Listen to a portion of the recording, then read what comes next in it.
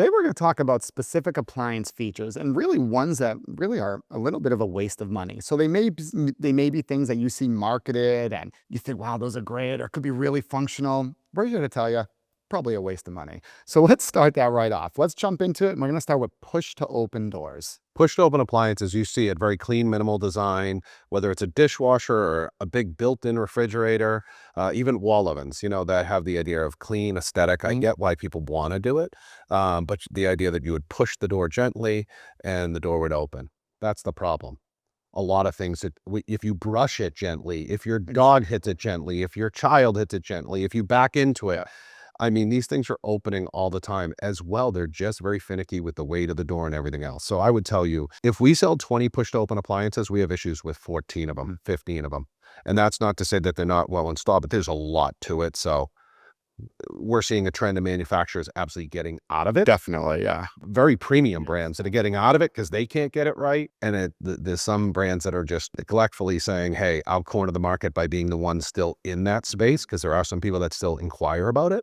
And that's really coming from push to open cabinets. It's a trend, that's a style too. It's one thing if the kitchen door is left open, but when your refrigerator's left open, it's a problem. And then even things like power, if you lose power, things like they have little hooks that you can open them. But yeah, probably not something you want to be searching for in the dark either. So next one, let's talk about TV screens in the door of refrigerators. I made that mistake too. That was kind of a cool thing when you had it. It was really driven by a lot of the Korean companies, LG, Samsung. They were kind of the first to have these big in the door screens, which sound cool. A lot of them had calendars. You could play music in them. You could watch TV. You could watch your cooking show, record videos, notes, all these things. But clunky, don't integrate well with half the technology or the Wi-Fi system in your home, and just not a great. And real quickly kind of became fad and dated a bit in its aesthetic. Yeah, and you think about that technology in general, like there's a new iPad that comes out like every 6 months. Your new phone's coming out every 3 months, it feels like. So like that technology gets old so fast that when you're trying to keep a refrigerator for, every 7 years or so,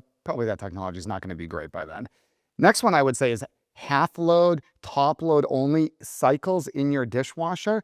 So again, really kind of back in the day where the machines kind of just ran full cycles all the time, then maybe that made some sense for sure to kind of get a quicker load or more efficient. But every single time now, 99% of the time, you're using an auto feature on your dishwasher anyway. It's adjusting for how much water, how many dishes are in the dishwasher, how dirty it is. It's doing that for you anyway. So there really is no need. And you can use the whole machine. And you can use the whole machine. There is no need for that anymore. They're so much more efficient now, and the machine's doing that for you anyway. So definitely a feature that you do not need to spend much time worrying about at all. And another one I would say more on refrigerators is door-and-door features.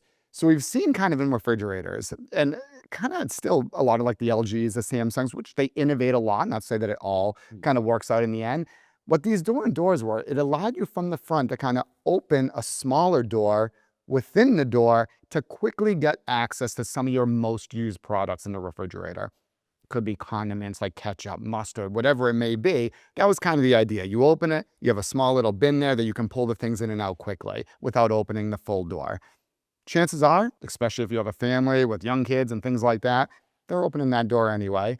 Your refrigerator probably is never organized enough that you're truly keeping all those things there that you want to have quick access to.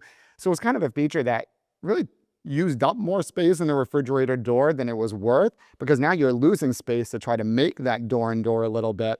And it's really kind of something that people really aren't using anyway.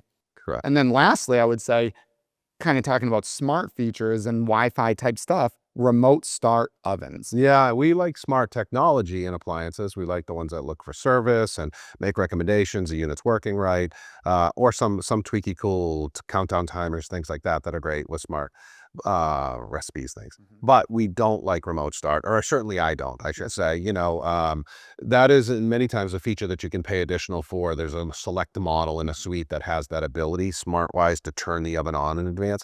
I just don't think that's a feature to chase. Most people after the fact say, it was kind of cool in the moment, they spent the money for it, and then they really started thinking about it, be like, okay, no one's home, I'm going to turn my oven on. What's one of the first things you say when you leave the house? Hey, did you shut the oven on? Exactly. Right, Yeah. now we're going to do it. So it just really didn't seem to make a lot of sense. Yeah. That was a feature that initially we were like, wow, that's really cool. Wait a minute, it's counterintuitive. Yeah, let's think twice about that one. So that's it. So 5 features that I would say definitely don't waste the money on, or don't search them out specifically. Like this video? Don't forget to like and subscribe. For more appliance tips and updates, follow us at social media at Yale Appliance. Stay informed and inspired. This is Appliance Advisors signing off.